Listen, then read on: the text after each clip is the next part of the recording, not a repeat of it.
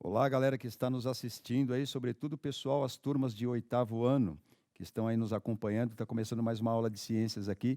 Você vai perceber que essa aula aqui a gente fez uma ligação com algumas coisas que já foram ditas, né? Não é uma aula totalmente nova, mas a gente procurou trazer algumas inovações nessa aula, trazendo alguns elementos importantes e complementares do que a gente já disse sobre energia elétrica, fontes, transformação de energia.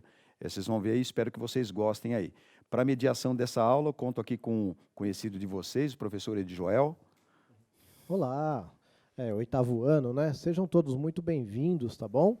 Os educandos, os responsáveis, nossos queridos professores, saibam que a gente está aqui na interação, a gente sabe que houve algumas alterações aqui, mas estamos juntos aqui aprendendo, né? Trilhando este novo caminho aí, essa forma diferente aí. E espero que tenhamos todos uma ótima aula. É assim esperamos, né? Qual que é a habilidade que a gente que já entrega, na verdade, o que a gente vai fazer aí em nossa funcionalidade, ó? Identificar e explicar o percurso da eletricidade desde a sua produção nas usinas geradoras termoelétricas, hidrelétricas, eólicas e outras, até a sua cidade, comunidade, casa ou escola. Aí a gente entende que para a gente fazer isso, é claro que a gente tem que ter alguns conhecimentos, por exemplo, o que é o elétron, né? Porque para eu ter esse aproveitamento da energia, que a gente chama de energia elétrica, né, nas diversas transformações que a gente pode ter. Inclusive, o professor Edjoel conduziu uma aula que abordou isso de uma maneira, num enfoque bem diferente do que a gente vai fazer aqui hoje, mas ali dentro do mesmo contexto. Vocês lembram disso? Tem essa aula gravada aí. Eu acho que uma aula complementa a outra, e a gente preparou com muito carinho. Eu acho que vale a pena você procurar e usar justamente o que a gente está falando aqui, uma aula complementando a outra, para a gente ter um contexto geral do que a gente está querendo dizer. Senão a aula fica meio solta, né, professor Sim, Edjoel? E a gente monta a aula pensando num todo, né? exatamente. Englobando aí as diversas proposições do que a gente coloca como a habilidade. Então, como é que fica o objetivo aí dessa aula? O objetivo dessa aula fica identificar os equipamentos elétricos residenciais, mas dando maior ênfase assim, como é que um aparelho elétrico residencial vai ser alimentado? A gente usa esse termo, né? Conhecer basicamente, né, o funcionamento de um circuito elétrico, não ele todo, e nem um circuito elétrico complexo, mas ali alguns elementos, reconhecer algumas partes ali do circuito elétrico. Tá legal, gente? Vamos fazer isso então de que forma? Bom, primeiro a gente vai tentar fazer isso de uma maneira extremamente prática, né? Claro que revisando aí os conceitos, como eu disse para vocês, diferenciar esquemas e modelos, conhecer alguns elementos dos circuitos elétricos que a gente vai apresentar aqui, de uma maneira que a gente pretende fazer até de uma forma um pouco mais lúdica, né? Interagir no chat, que não pode faltar, nossa marca registrada, né? Agora com essas novidades do chat aí, e interpretar informações que a gente vai trazer aqui, ou se não aquelas que você pode buscar aí pela internet e tal, tentando responder. Não é proibido você procurar na internet a resposta das perguntas, dos questionamentos que a gente faz, inclusive da questão disparadora. Mas o professor Edjoel fala isso sempre bem, eu compartilho dessa ideia. Às vezes a gente por vezes a gente acaba dando mais valor, eu e o professor Edjoel, daquela resposta mais espontânea do aluno, aquela que traz a essência dele, que está ali meio naquela fase da ciência de aprimoramento científico mesmo, que ele está entre o senso comum e o conhecimento um pouco mais técnico e científico. E aí a gente consegue, com essa resposta, uma precisão se a gente está no caminho certo. Então, quando dá aquela resposta bonita, é bonita, a gente gosta e tal, agrada, mas a gente também tem um carinho muito especial por aquelas respostas mais espontâneas. E aí tem a observação do Joel também, que às vezes o aluno coloca uma resposta tão bacana no caderno e tal, e depois ele apaga para escrever a que o professor ditou e tal. Não é uma coisa que nem o professor Edjoel, nem eu recomendamos, não é, Ed? Sim. Você sempre fala isso, né? Porque às vezes o educando na simplicidade dele, ele responde até melhor que a gente. A gente já vai lá porque a gente leu o livro, não sei o que lá, e não quer dizer que é a melhor resposta. Então eu sempre falo, se você gostou da resposta do professor, escreve embaixo da sua, não apaga a sua. Porque na sala de aula eu via muito isso. Eu chegava na carteira e o menino ou a menina estavam lá apagando, e às vezes a resposta dele não estava errada. Então, escreve embaixo, aí você vê o que complementa, o que não complementa, tá bom? Chats abertos, então, para a primeira interação aí pelo chat. Nós contamos com várias máquinas, equipamentos, aparelhos em nosso dia a dia que facilitam a nossa vida. Isso é um fato. O que é preciso para que eles funcionem? Vamos lá. Vou dar 2 minutos para você. Primeira interação, chat aberto.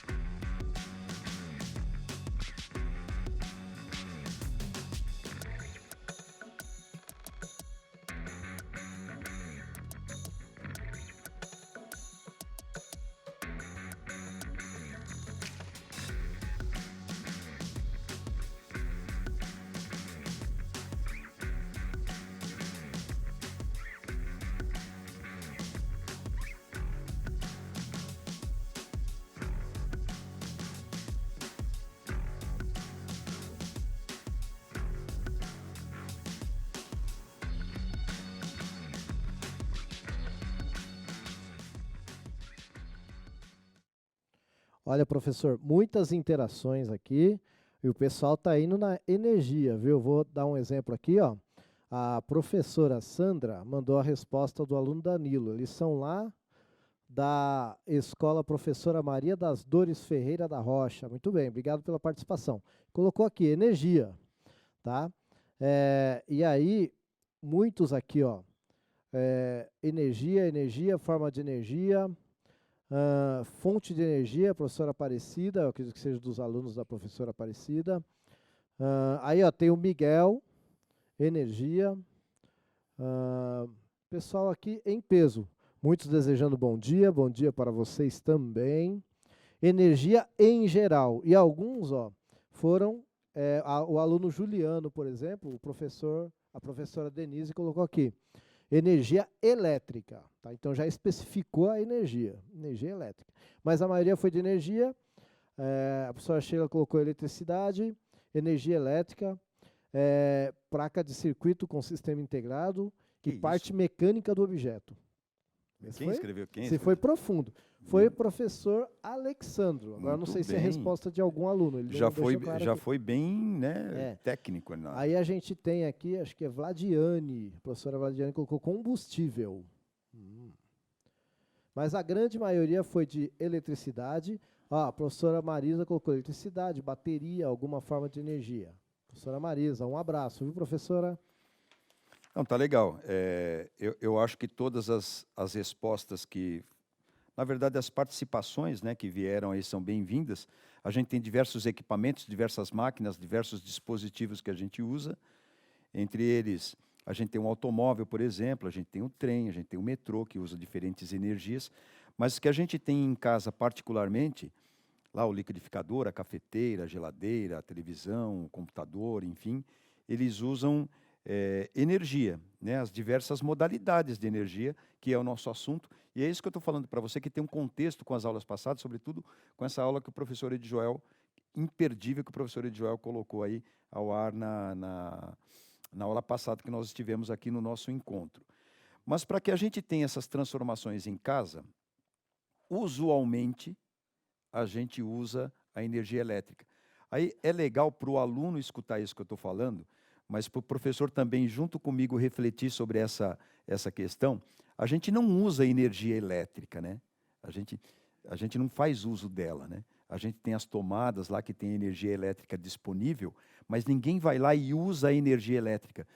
Tipo, ninguém vai lá e põe os dedos nas tomadas e tal e toma um choque para usar a energia elétrica. A gente não usa, a gente usa as transformações da energia elétrica. E aí, para a gente causar essas transformações causadas pela energia elétrica, que são legais e que a gente faz uso. Por exemplo, na cafeteira a gente provoca lá uma transformação da energia elétrica, passando por determinadas coisas que vão esquentar a água e fazer ali o nosso café.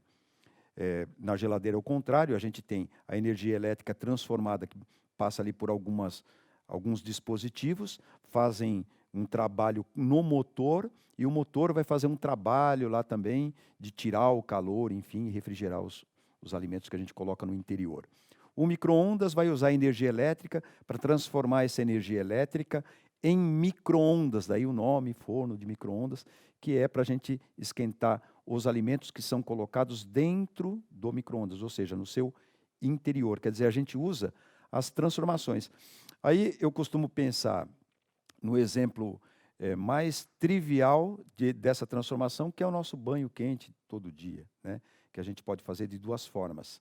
A gente pode tomar o banho quente com a transformação da energia elétrica em energia térmica, ou então, para quem tem essa possibilidade, a gente pode transformar a energia proveniente do gás, a energia potencial química, né, por um processo lá de combustão, enfim, num aquecedor, e tomar um banho quente que esquenta a água, e a gente tem a transformação da energia química lá do gás, da combustão, em energia térmica para a gente tomar o banho quente, tanto no aquecimento por gás, quanto aquecimento elétrico.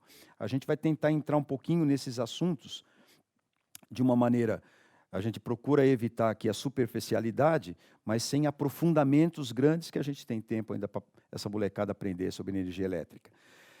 Vamos pensar primeiro o seguinte: já que a gente está falando aqui de eletricidade, de energia elétrica, que é uma maravilha a gente fazer essas transformações, eu até coloquei esse título que ficou interessante, eu achei interessante o título. Pode colocar o slide, por favor, ó, que é os elétrons e onde habitam. Onde que a gente tem os elétrons? A gente tem os elétrons na matéria, né? E aí a gente procura deixar isso bem claro, que toda matéria tem átomo, todo átomo tem elétron. Então, o elétron ele já está lá em todos os materiais que você pode imaginar aí, eles já estão presentes, não é verdade? Então, por exemplo, você pensa aí num condutor. Eu tinha um condutor aqui, ó, tem um condutor aqui. Olha só, tem um condutor aqui, ó, que é este. Olha só. Você sabe que isso daqui é uma fita de cobre. É uma fita bem fininha de cobre, né?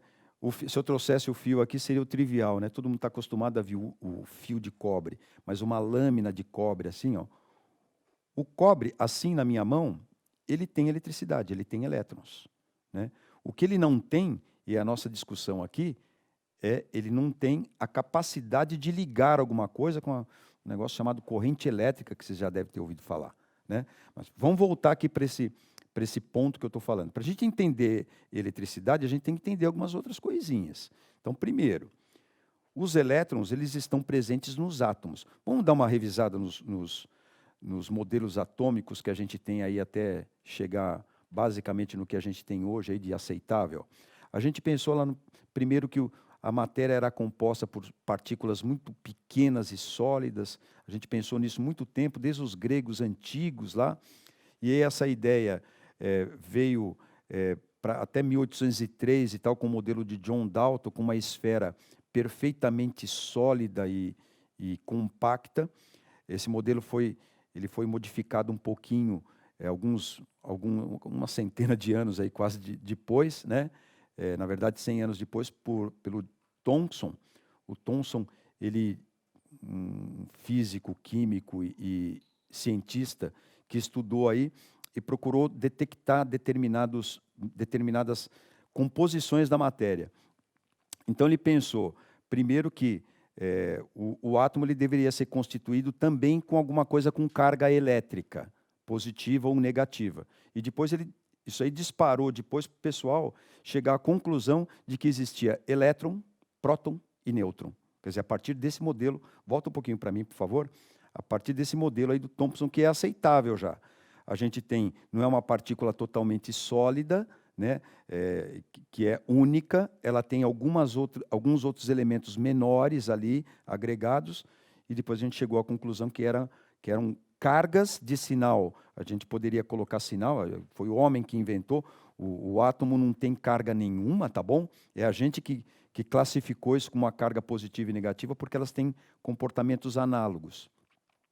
Esse modelo foi melhorado depois por Bohr, que colocou um núcleo tendo os prótons e os nêutrons, e uma órbita de elétrons, quer dizer, os elétrons sempre foram pensados, desde aquele primeiro modelo ali do Thomson, de uma coisa um pouco mais livre. O modelo de Schrödinger, também, que é de 26, que trabalha com a estatística do elétron em algum lugar, alguma possibilidade orbital, também o que a gente leva aqui para um modelo é que o elétron está mais solto. Então, pensa comigo, olha, isso aqui é matéria. Aqui tem elétron, tem próton, tem elétron, tem átomos, enfim. Mas como os elétrons estão um pouco mais soltos, é só a gente pensar assim, como os elétrons estão um pouco mais soltos, de repente é mais fácil de eu tirar os elétrons disso aqui. Será que tem como eu tirar os elétrons disso aqui? Tem como eu tirar. E a gente vai procurar te mostrar aí algumas maneiras, algumas propostas de fazer isso. Mas antes eu queria te dizer o seguinte, a gente já viu aí que é o elétron que é responsável pela eletricidade, né? E que também todas as coisas têm eletricidade, porque tem elétron e tudo mais. Agora, por que a gente usa determinados fios de cobre, por exemplo? A gente sabe que tem aí tal, tem até fio de ouro e tal. Quando a gente vai fazer soldas em placas de circuito, é fácil você encontrar isso, porque qualquer coisa que quebre e tal, você abre lá tal, tem uma plaquinha lá com aquelas partezinhas prateadinhas e tal, que são soldas e tal, são de metal. Por que a gente usa isso? Porque a gente já ouviu falar que tem coisas que são condutores e tem coisas que não são condutores elétricos. Então, vou deixar uma perguntinha para você em 2 minutinhos, eu acho que dá. A água conduz eletricidade? E o que são condutores elétricos? O que é isso daí?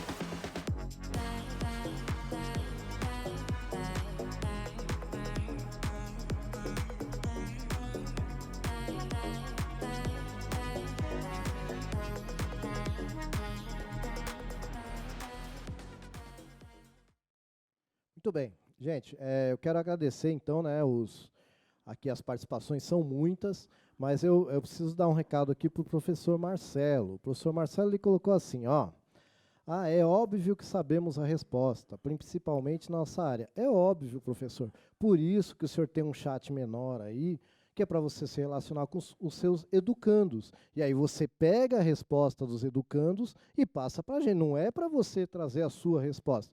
Essa aula é para os educandos, lembra? Tá? Então, assim, é para os alunos, tá bom? A gente está aqui fazendo a ponte e você está aí fazendo a ponte, tá bom? Não pode esquecer disso. O principal na educação é o educando. Não somos nós, professores. Nós fazemos parte do processo, né? E eles estão lá na ponta recebendo esse processo. Tá bom? Ok, professor? Obrigado aí pela participação. Bom, a professora Sandra, lá da escola Professora Maria das Dores Ferreira da Rocha, olha só, aí a aluna Júlia dela mandou uma resposta completíssima. Tá? Já vou botar ela aqui para te deixar na fogueira. Ó. Pelo fato de a água pura possuir uma baixa quantidade de íons, ela não apresenta condução elétrica, funcionando como um isolante. A partir do momento que a água pura é misturada com sal, a grande quantidade de íons gerados nas moléculas faz com que a condução elétrica se torne muito alta. Isso foi uma aluna, a aluna Júlia. Tá bom? A Flávia falou que a Cauane falou que sim, conduz água, tá bom? A água conduz, perdão. Muito bem. A maioria que foi sim, a água é um excelente condutor elétrico, colocaram aqui. Ó, são materiais que têm capacidade de transportar elétrons, sim. Tá? Então, a grande maioria foi de sim, viu, professor? Deixa eu ver se eu acho mais algum não aqui, porque a esmagadora maioria foi de sim. Aqui, ó, a professora Sheila colocou aqui. Água pura, não. Mas aqui tem sais minerais, sim. Então essa que é a questão. Aí depende da água, então, né, Ed? Sim. Depende da água. Quer dizer que se eu pegar água rica em sais minerais, que é água mineral, ela perigas, né, ela conduzir eletricidade. Então é meio complicado, de repente, de você, porventura, se tiver em algum ambiente lá fechado, tipo uma banheira, alguma coisa desse tipo, e cair algum dispositivo elétrico, um rádio, alguma coisa que está ali, você morrer por conta da corrente elétrica se instaurar dentro de você, por conta dessa água que está lá, ela está misturada com os sais do seu corpo, está misturada com sabão e tudo mais, essa água conduz. Agora, se eu pensar na água H2O, aí ela não conduz, né? Até se eu pegar, tem uma experiência simples de você pegar a água normal da torneira e tudo mais, e interromper a ligação de uma lâmpada, como esta aqui, ó, por exemplo, ó, que eu tenho aqui, ó. Você pode ligar uma parte dela, você pode pegar uma parte dela e ligar aqui num terminal, ó, e esse terminal você interromper. Espera que eu vou soltar aqui. Você interromper essa partezinha que você colocar dentro d'água e a outra parte do fio, né? Isso aqui entra dentro d'água. Ó, só para indicar para você, ó, isso daqui entra dentro d'água e isso aqui também, né? Então, quando você tem água pura, a eletricidade não consegue passar pela água, né? Para ela passar por essa solução água, não conduz eletricidade. Agora, falaram do sal aí, né, Joel? Sim. Então, o sal, essa dissolução do sal do NaCl, o sal comum, ele dissocia, ele deixa os íons livres lá e tal, e vai conduzir eletricidade. Mas não só o NaCl, se você colocar vinagre, por exemplo, uma água que está com acidez alterada, né? Você colocou muito vinagre lá e tal, é perigoso. Por isso que tem uma experiência que você faz, daqui a pouco eu vou mostrar aí, eu não vou estragar, porque senão já vai direto lá para a tela que eu vou falar no futuro. Eu volto nessa parte. Tem uma pilha que você pode fazer com batata, porque a batata ali ela tem um sumo que é uma solução que pode conduzir eletricidade. E aí, não sei se vocês ouviram falar, isso tem um monte aí na internet, você pode procurar aí para os seus alunos, ou os alunos podem procurar também e conversar com os professores para fazer essa experiência. Aí, lembrando que o professor Edjoel colocou, a gente está aqui tentando fazer a gente está fazendo uma mediação professor-aluno. Então, a gente coloca, ao mesmo tempo, uma proposta de aula para o professor e, ao mesmo tempo, dando maior ênfase para o entendimento do aluno do que a gente está falando. Então, aluno, agora, olha lá. Tem várias experiências que você pode fazer de condução elétrica. Então, os metais são bons condutores elétricos, porque eles têm uma disposição que permite essa condução muito bem. O ouro, o cobre, a prata são exemplos disso, mas os metais em geral são bons condutores e coisas que não conduzem muito bem eletricidade, que é o caso, por exemplo, do ar, quando não está ionizado, é claro, da água ou do próprio plástico, né? O que o plástico tende a fazer se você tentar colocar um elétron aqui? Ele vai ficar na superfície. Os materiais que a gente chama de isolante, eu não gosto muito dessa palavra, mas os materiais que a gente chama de isolante, eles tendem, quando você tenta colocar elétron para ser conduzidos, como eles não conduzem, eles conduzem muito mal, eles deixam muito na superfície.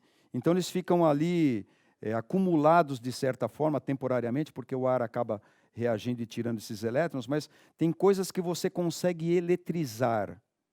Isso tem várias experiências também que o seu professor pode fazer com você. O professor é que manda, a gente só está aqui para passar ideias e sugestões e dar um norte para vocês, aí, alunos e professores. Tá? É com colaboração de vocês que a gente faz isso. Então, por exemplo, se você pegar... Tem um exemplo bacana, e já é um dispositivo elétrico, olha só, que chama garrafa de Leyden. Olha só, a figura está aí, ó. Você deve ter alguns experimentos que você encontra também fácil. Eu estou mostrando uma aqui para você, olha só. É uma versão, ó. Como que é composta a garrafa de Leyden? Você está vendo que aqui tem uma partezinha que é de cobre. É um metal, ele é condutor. Aí tem essa parte aqui que pode ser vidro, é uma ampola, né, que pode ser vidro, ou pode ser que nem essa, de plástico, né, de polietileno. Aí dentro dela, você está vendo, dá para ver aqui, ó, que ela tem um metal lá dentro, também, condutor, e dentro dessa capa de metal, você pode usar bombril, algumas partes de papel alumínio picado, desse que a gente usa para fazer assado e tal. E aqui você coloca uma vareta, também condutora de eletricidade, e aqui uma gracinha, aqui, uma coisinha, você pode usar só a vareta que vai funcionar. O que é isso daqui? Olha, vamos pensar um pouquinho. Isso aqui é condutor, isso aqui não é condutor, e lá dentro tem um condutor. E daí? E daí que esse negócio aqui, em homenagem à cidade de Leyden, os caras conseguiram perceber o seguinte: se eu começo a dar muito elétron para uma placa aqui, ela está separada por um isolante, o isolante vai acumulando, presta atenção nessa palavra. Se eu conseguir um jeito de eletrizar aqui dentro da garrafa, que é por essa vareta que eu mostrei para você, ó, por essa varetinha aqui, ó, por essa vareta, se você arrumar um jeito de eletrizar, você pode fazer assim, ó, assim já está eletrizando. Você pode esfregar um papel, né, está eletrizando. Ou você pode usar alguma máquina eletrostática, enfim. Eletrizou isso aqui, aqui dentro vai eletrizar a chapa de metal. Eu eletrizando essa chapa de metal, separado por uma coisa que é isolante, que é o caso do vidro e o plástico, essas cargas elétricas elas vão se acumulando temporariamente nesse isolante. E num determinado momento, elas podem partir daqui e passar para a placa externa. Então, o que acontece? Eu só vou ter uma descarga desses elétrons que estão aqui nessa parede isolante para essa parede externa, quando aqui chegar uma carga boa, grande. Isso se chama capacitor. Então, os professores que estão participando aí, se quiserem pegar essa possibilidade de construir uma garrafinha de Leyden, dá para fazer com garrafa PET e tal, tem uns modelos aí na internet que dá para você fazer. Papel alumínio por fora, papel alumínio por dentro, jogar bombril aqui dentro, uma vareta com qualquer metal, pode ser cobre, pode ser ferro e tal. Claro que tem que ter um furinho na tampa para você fazer isso. E aí você vai eletrizando aqui e vai ter um determinado momento que isso aqui, se você colocar o dedo, você toma um choque, porque ele está carregado. Quer dizer, a gente tem um elemento, um dispositivo eletrônico que chama capacitor, que acumula a carga temporariamente, que é formado por condutor, isolante e condutor. Isso que é importante você, aluno, entender hoje. Eu posso usar essa associação para ter já um elemento do circuito que chama capacitor. Aí já tem a tela do que eu queria lá, ó, do condutor, que a gente pode ter algumas soluções naturais, né, que conduzem eletricidade. Essa daí é uma experiência simples também que você encontra no YouTube, aí facinho. Pilha de batata, bataria, né? Bataria. Mas pode fazer com limão também. Mas tem que ter paciência, viu? Porque isso daí às vezes você tem que associar várias. Tem as receitinhas lá e tal, os mostra de tutoriais. novo a garrafa de Leyden. Estão perguntando qual é o nome da coisa que ele está segurando. Garrafa de o Leyden. Pedro Gustavo. Pronto. Capacitor, garrafa de Leyden, tá bom? Garrafinha de Leyden, é um capacitor. Mas eu que fiz isso aqui é feito de improviso e tal. Vamos falar de algumas unidades elétricas também, que falta isso também para os alunos entenderem algumas coisas que são importantes. Olha só, da nossa rede elétrica residencial, a gente tem os elétrons vindo por 2 fios, a gente pode pensar assim, que são os fios fase. Isso você já deve ter ouvido falar bastante. Fase é que vem os elétrons, digamos assim. E os fios são os 3 condutores, vem fase, neutro e fase. E esse neutro, ele chama neutro porque não vem corrente elétrica, supostamente não vem corrente elétrica nele. Não se estabeleceu ali corrente elétrica nenhuma. Aí ele vem ali pelo seu poste de distribuição, e aí eu gostaria que você fizesse essa anotação. Ó, se você ligar um fio fase, que é o vermelho, com um fio azul, que é neutro, dá 110 volts. Se você ligar um fio fase com outro fio fase, estamos falando de corrente alternada, né? Vai dar 220 volts. Faça essa anotação então, ó, aprendendo devagarzinho a unidade volts, que é de diferença de potencial elétrico ou de tensão elétrica, que pode ser até o exemplo que a gente tem na nossa casa, das redes de energia residenciais, que funciona com 110 e 220 volts. Isso é importante por quê? Porque quando você tem essa tal de volts aí, é que você consegue ter o que a gente chama de corrente elétrica. Sabe como? Pega um fio. Pode ser esse aqui também, ó. Pode ser esse aqui mesmo. Isso aqui é um fio. Pega um fio. Se você conseguir colocar nesta ponta aqui, ó, um potencial elétrico, algo que tem elétrons aí nas vizinhanças, que pode escoar elétrons. E aqui um outro potencial que também tem elétrons ou não, que está faltando elétrons, ou seja, que tem uma diferença entre eles. Tipo, esse daqui tem muito elétron, esse daqui tem pouco elétron. Ou esse daqui tem mais elétron do que esse. Tem uma diferença? Se você ligar isso daqui num condutor, ele vai gerar uma corrente elétrica. Mais ou menos como esse desenho que está aí. Ó. Uma vez que você coloca diferenças de potencial entre unidades que estão ali com excesso de elétron e com falta de elétron, aí você tem, então, o percurso de elétrons, digamos assim, dentro de um condutor. Essa unidade do percurso, de quantos elétrons atravessa a seção de um condutor, se a gente fosse contar os elétrons ali, a gente faria essa contagem em uma unidade chamada ampere. Volta lá no slide, por favor. Unidade, então, ampere, que é a unidade de corrente elétrica. 2 que nós aprendemos hoje. Nós aprendemos a unidade de tensão, que é volts, né, que é o que vai alimentar um circuito para poder criar uma diferença de potencial. Feito isso, você tem uma corrente elétrica. Aí a unidade de para a gente medir a corrente elétrica é ampere. Vai se acostumando com essas palavras aí e faça as anotações no seu caderno. Vamos para o próximo slide. Tem um comentário aqui do Fernando, que é aluno, e quem mandou foi o professor Celso, que em algumas cidades o fase é 220, mas aí acho que é porque não tem o neutro, né? Acho que é fase e fase, né? É fase e fase dá 220, é isso. Então, porque ele colocou como se um fase desse 220, mas eu acho que aí no caso... Não, tem que ter uma diferença de potencial. Então. Se você não ligar fase com fase, não dá diferença de potencial, e aí não vai dar 220. A não ser que você esteja falando assim que a fase vem 220 e você liga com um neutro, mas... pode até acontecer isso, porque eu tenho regiões de lugares que usam 380 volts e tal, mas isso é difícil, né? É difícil. Eu não tenho essa informação. A rede residencial padrão que a gente tem no território brasileiro, segundo me consta, é 110, 220, tá? Tanto que os aparelhos eles são vendidos assim por uma questão até histórica dessas voltagens, que é nominal, né? Não é a de fato, tá bom? E só um comentário que o pessoal está falando muito da pilha de limão, alguns falaram que conseguem, outros não conseguem, não Ah, dá é certo. difícil. Ó, gente, até mesmo quando não dá certo, você pode gerar um relatório, né? Colocar hipóteses, por que que deu certo, por que que não deu certo.